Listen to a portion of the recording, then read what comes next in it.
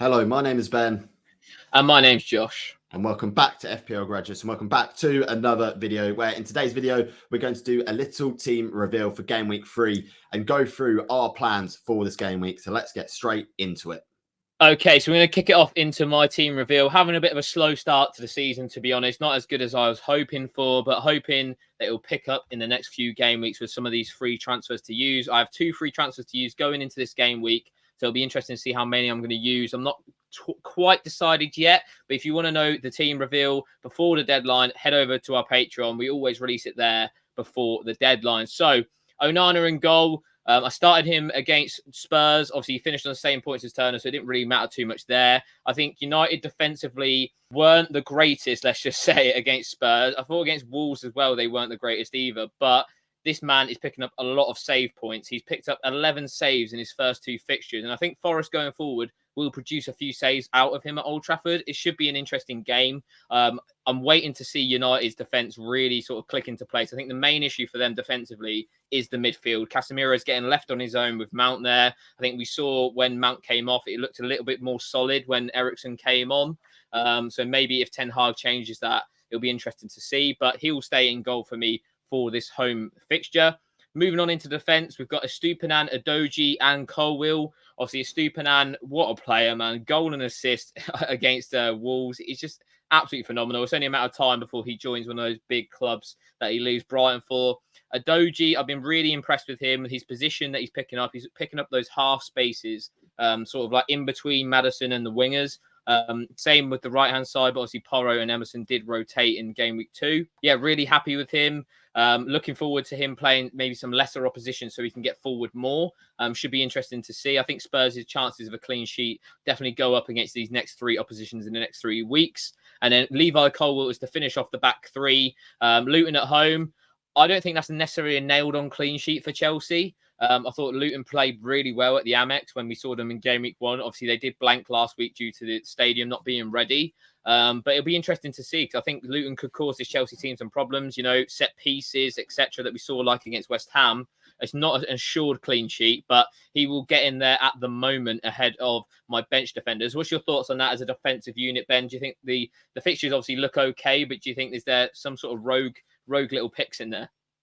Yeah, there are a couple of rogue picks in there, and it's not the worst and not the best defense you could probably go for at this point in the season. We've seen Udogie sort of not really getting the points that the owners thought he was going to get. Maybe the same for Colwill as well. There's definitely potential for a clean sheet. Bournemouth and no pushovers as well. So it's a couple of considerations there, but I'm sure with sort of squad depth and the potential to make transfers with this, we could see that defence be strengthened before the deadline.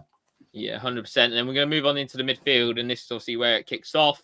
Fernandes, Forest at home. I will be keeping him this game week. We spoke about it in our Deadline Dilemmas video, what you should do with those United assets. So if you want to hear more about that, do check out that video. He'll stay there for me for this week. He's creating so many chances for United. If they do score, it's definitely going to be through him. Really happy with him. Obviously, Saka and Martinelli, Fulham at home. I think that's a really, really good fixture. Fulham have looked off the pace so far this season. Obviously, Paulinho is sort of just coming back into that team, and I think he's very, very crucial for how they set up defensively. Will be interesting with those 2 guys. Eze and Salah, obviously, both away fixtures, Brentford and Newcastle, respectively. Going to be interesting. Salah's someone who I have thought about selling, but I'm not so keen on the idea because I feel like he is really close to hauling. Like, he's playing well in both the games he's played so far this season. Last week I captained him against Bournemouth. Unlucky not to get more of a haul there. Obviously missed the penalty, scored the tap in. It's going to be interesting. What's your thoughts on the midfield, Ben? Do you think there's anyone there that you'd sell this week? It's a difficult one because obviously we've seen Eze comes so close to that mega haul against Sheffield United, so he's got to be a keep for now. The only one that I think managers are thinking of making is the move out for Salah because Liverpool's fixtures aren't the best. They are a bit tough, and we haven't seen sort of the points hauls that we thought we were going to see from Salah at the start of the season. So that would be the only consideration, but it's a very strong midfield regardless, and if you made no changes, it would stay as a really strong midfield. Like, there isn't any specific need, in my opinion, to make changes to the midfield. If it's not broke, then don't fix it. Obviously, game week 2 wasn't the greatest for points, but a lot of these guys had tougher away fixtures, and And yeah, so there's no reason why I couldn't see a big haul come in this week for 3 of those 5 midfielders. Yeah, and then moving on to the forwards as well, we've got obviously João Pedro, didn't start last week, hoping he starts this week against West Ham at home. That's going to be a really, really good game. Looking forward to it. West Ham have looked quite good to start the season, and so have Brighton. So I think two of them going head to head will be interesting. Hopefully he does start. Obviously, we'll know closer to the time. And then Haaland will take the captaincy. Sheffield United away. I know City have not been as good going forward this season necessarily as they were last season, but Sheffield United have looked pretty woeful to start the season. Obviously, conceded twice to Nottingham Forest, conceded to Crystal Palace as well. I think, 3-0, 4-0 could be the scoreline going into that game. What's your thoughts on those two, Ben? Yeah, I think Haaland's a must-have and a must-captain for this game week. He's so highly owned that it's just silly not to go with him there. And João Pedro is a funny one. Obviously, he didn't sort of start in game week 2, but I think he does start in game week 3. And we know he's on penalties. We know he sort of likes to hog chances when he's on the pitch. So I think that's a great option to go for. Brighton looks so good going forwards as well that I think they could score against anyone in the league at this point. Yeah, 100%. And then moving on to my bench, Turner and obviously the sub keeper. I won't be starting him against United, obviously. Gabriel is there. He's going to be transferred out this week. Obviously, didn't start the first 2 games of the season. So just trying to avoid the price decreases on that one.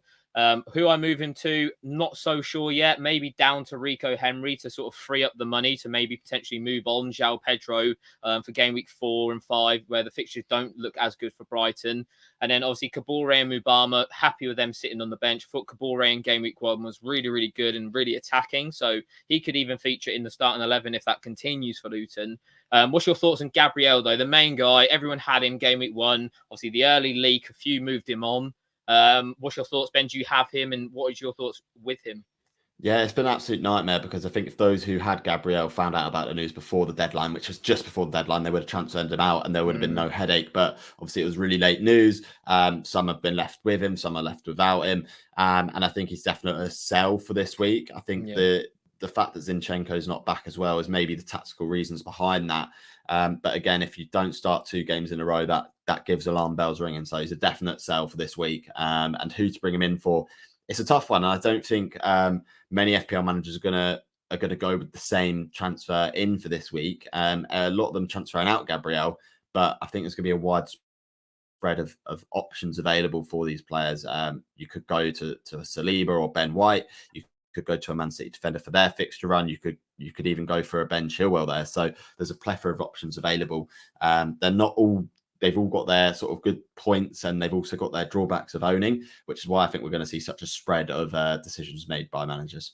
Okay, so moving on into my team for this game week. And as we can see, I've kept with Onana in goal. No reason to transfer him out or anything. Nottingham Forest at home. It's a good fixture. And like Josh said, even against the poorer teams in the league, like Wolves, Onana was picking up save points left, right, and centre. This United defence is still working on getting better and improving and getting more defensively solid. And I think if sort of they don't bring in a midfielder in this window, that may continue for a little while longer than United fans would like. But that is good news for FPL owners of Onana because it results in save points and a higher potential for bonus points. In defence, we've gone relatively similar in terms of the structure of the defense as Josh, but the teams that are involved, but slight differences there. Estepinian obviously is in there, highly owned, highly attacking, lots of big chances created over the first couple of weeks. So no reason to sell him potentially even for the season unless he gets injured because he is playing that well right now. Rico Henry comes into the team. I have Gabriel as well. So Gabriel is currently on my bench and probably going to be sold this week. Not sure who for. And to be honest, Rico Henry is probably one of the good options that you could go for a replacement for Gabriel. Crystal Palace home is a decent fixture. And I do anticipate sort of even the potential for attacking returns. Brentford look really, really good at the moment. And at home, they are so much better than they are away. I know they beat Fulham 3-0 last week. But in general, over the last sort of season of data, Brentford have been a lot better home than they have been away. And then to round off the defence, we got Ben Chilwell. For the first couple of game weeks, he's been starting in a left wing role. I don't think that's going to be the case for every single game, but I can see that maybe for more difficult games when they trust Colwill to go with the left centre-back slash left back hybrid role. But Chilwell, for me, he's had the most touches inside the box out of any defenders in the first 2 game weeks. So for me, he's one of the must-have players in FPL right now. Josh, what are your thoughts on the defence? Yeah, we've obviously touched on the Estupiñán and Onana in my team, so I'll talk about Henry and Chilwell. I think, like you said, Henry, I think will be one of probably the most transferred in assets this week due to that Gabriel benching for 2 weeks.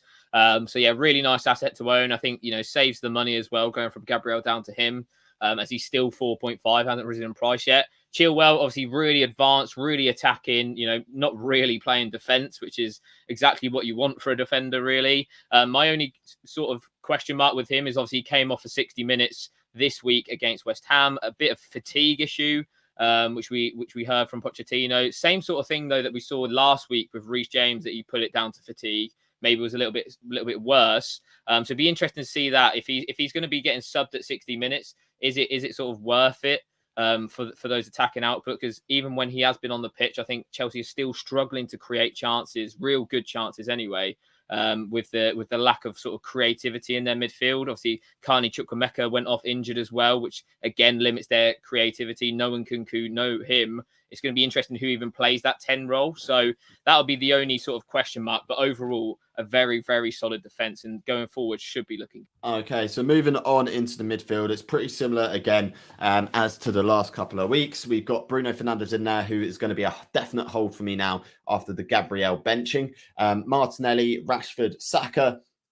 I mean, they've been in my team and in my draft for a while from before game week 1 began. Martinelli, I think he's always got potential, especially with the way Arsenal are playing in the system, to get a point haul. Fulham at home is going to be a fantastic fixture to attack. Fulham have looked absolutely terrible defensively. Palhinha needs to get back into that starting 11 as soon as possible for Fulham to short them up. And then Mitoma has had also a great start to the season. Don't anticipate him going anywhere in my team, potentially anytime soon, either with the fixture change. Josh, what are your thoughts on this midfield? Yeah, really similar to mine. Obviously, only Rashford and Mitoma different.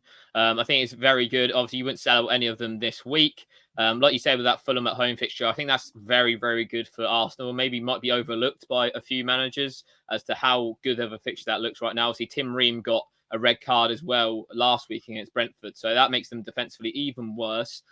So really nice fixture there. Mitoma, like you said, he's been on fire. That goal he scored against Wolves was absolutely beautiful. So I wouldn't be selling him anytime soon. It'll just be down to those United assets. Can they perform against Nottingham Forest? Because they need a result. They need a good performance, I think, more than the result. So we'll have to wait and see on those two. Okay, so moving on into the strikers and my bench. We've got Haaland and, of course, João Pedro, just like Josh. Obviously, there's a bit of money in the bank to play with this team as well. So there's always potential to upgrade João Pedro to a different attacker in game week 3 or even in game week 4. West Ham United at home is a decent fixture in my opinion. They're still not defensively as solid as some of these other teams in the league. I think João Pedro could get some nice returns against West Ham. And then obviously on the bench, we've got Turner, who's going to stay as my bench keeper for this week. Gabriel, who's looking, and it is going to be likely that I transfer him out. The transfer move that I will probably make is either to move him on to another Arsenal defender, a City defender, or to a defender that rotates nicely with Rico Henry so I can get his points off the bench finally. And then obviously we've got Baldock and Mubama, who are my second and third bench options, which, to be honest, I don't see them coming on anytime soon. We know Baldock picked up an injury. Doesn't look too serious, should be back within the next couple of weeks. Josh, what's the thoughts on the strike force and on the bench and the transfer plans? Yeah, it's going to be interesting. I think, like with my team, Haaland and Pedro. Pedro's a keep for this week. If he gets benched again, then he's a sell. Similar to the Gabriel situation of this week, he's got benched twice, so he's an immediate sell after that. It's Haaland captaincy. There's no other option. I wouldn't even consider it. Haaland was still 170% owned going into game week 2 with the Salah fixture. So I think, Sheffield United away is going to be even more than that. Turner, like we said, good goalkeeper rotation pick, could become a decent option. Gabriel transfer plans, I think, are smart. Arsenal, Man City defensively, obviously both very good. And then if you can't really decide on one of them due to rotation, then there's so many 4.5 options and below that you could easily choose from as a rotating piece. The only negative maybe about the bench is obviously that it doesn't go too deep right now. With Baldock obviously picking up that injury, doesn't really allow you that flexibility. But I think you'll be fine for the next couple of weeks, hoping that you don't get too many rotations. Okay, so that is our teams for game week 3. Let us know what you think of the teams. Let us know what you think we should do with our transfers. We've both got 2 free transfers ready to go for game week 3. So let us know what you think we should do. Yeah, it's going to be an interesting game week. Obviously, the Gabriel transfer sort of picks itself, but will you be making any more Maverick transfers than that? Maybe letting go of Rashford or Bruno for this game week? Let us know in the comments and stay subscribed to the FPL Graduates. And as always, I've been Ben. I've been Josh. And we'll see you guys later. Have a good game week, everyone.